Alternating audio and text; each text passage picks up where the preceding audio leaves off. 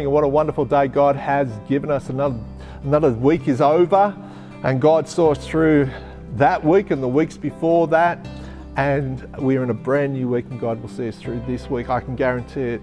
Just trust in Him. And to help you with your trust, let's turn to Isaiah chapter 40. Isaiah chapter 40 is about a God who overrules that which tries to overrule us. And many things in life tried to overrule us. We are crushed by life's issues. We are overwhelmed by life's issues. But God doesn't want us to be victims. He wants us to be victorious, more than conquerors. Let's look at it. Isaiah chapter 40, starting at verse 28. Have you not known, have you not heard, the everlasting God, the Lord, the creator of the ends of the earth, neither faints nor is weary. His understanding is unsearchable. He gives power to the weak, and to those who have no might he increases strength. Even the youths shall faint and be weary, and the young men shall utterly fall. It's a beautiful illustration of our God who is all-powerful, almighty. He is the creator who creates everything from nothing. He's a God that doesn't faint or grow weary. He's a God who loves us. And verse 29 talks about that love because He makes an incredible offer to us. God says, if you are weak, I will give you power. If you're lacking strength, I will give you strength, because He knows all about the crushing of life's issues. He knows about the overwhelming issues of life.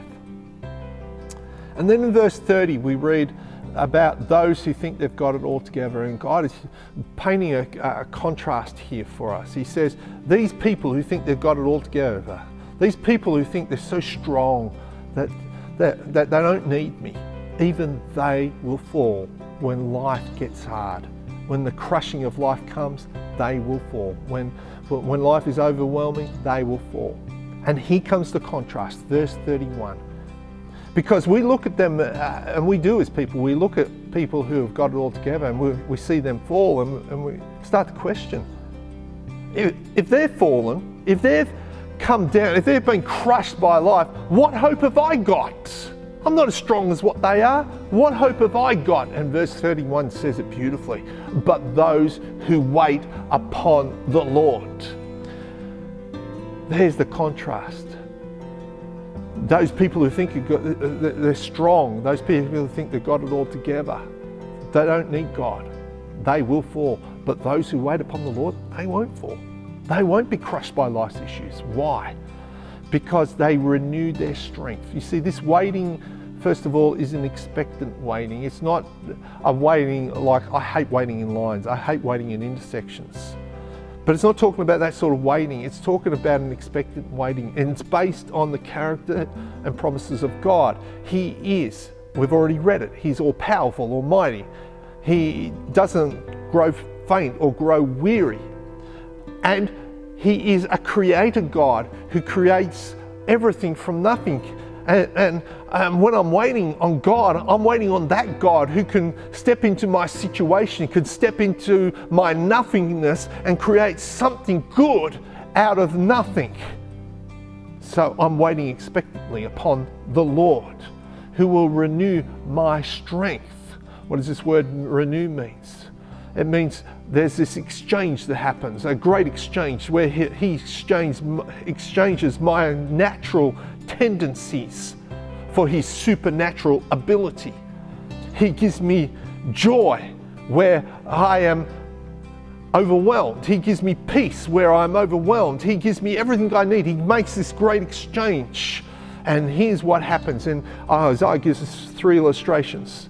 The first one is, they shall mount up with wings like eagles. They shall mount up with wings like eagles. In other words, they shall be elevated. Now, I don't know if you've ever done it, but I like looking at satellite pictures at times, and I don't know if you ever noticed that when you look at a satellite picture, the things on Earth get smaller. The higher you go, the smaller things get. When you are elevated with God, when you mount up on wings like eagles, that means you're getting closer to God. You're starting to see things from His point of view. No longer do you see it from your natural point of view, because there's been this exchange. You now start to see it from God's point of view. You now start to see that He is so much mightier than your issue. You start to see that He is so creative and He can create something out of nothing. So you have this elevated position, but that's not the end of it. Because then it says, they shall run and not grow weary, which talks about acceleration.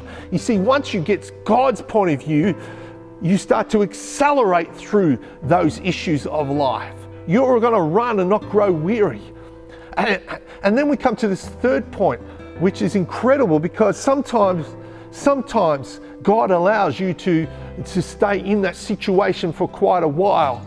And He says, even though I've elevated you, now you've got the God point of view, and I've accelerated you, and you're getting through faster than what you would have if you had gone through in the natural, I will also give you endurance for the times where I ask you to tarry, where I ask you to go through slowly. So I want to encourage you today, God is with you. He will elevate you, He will accelerate you, and He'll give you endurance. He'll give you might and strength. He will give you peace.